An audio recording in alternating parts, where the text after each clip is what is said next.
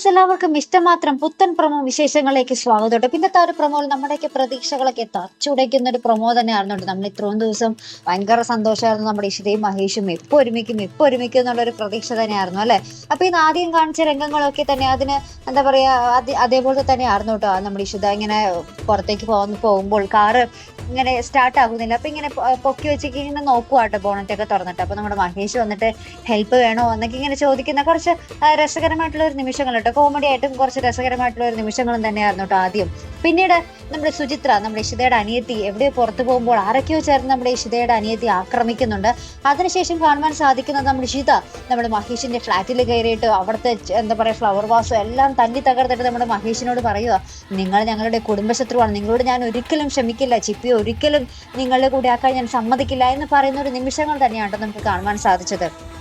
അപ്പൊ എന്താണ് അവിടെ ആകാശിന്റെയും രചനയുടെയും വല്ല കളിയായിരിക്കുമോ അതിന് പിന്നിൽ നടന്നത് എന്നൊക്കെ നമുക്ക് കണ്ടു തന്നെ അറിയണം കേട്ടോ.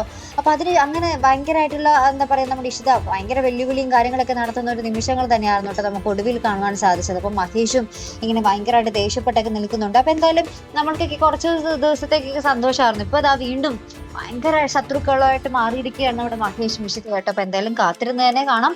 അപ്പൊ ഇതുപോലെ പ്രൊമോ റിവ്യൂസും എപ്പിസോഡ് റിവ്യൂസും ഒക്കെ നിങ്ങൾ മറക്കാതെ ചാനൽ സബ്സ്ക്രൈബ് ചെയ്യുക. അടുത്തൊരു വീഡിയോയുമായി വരുന്നത് വരയ്ക്കും ഗുഡ് ബൈ.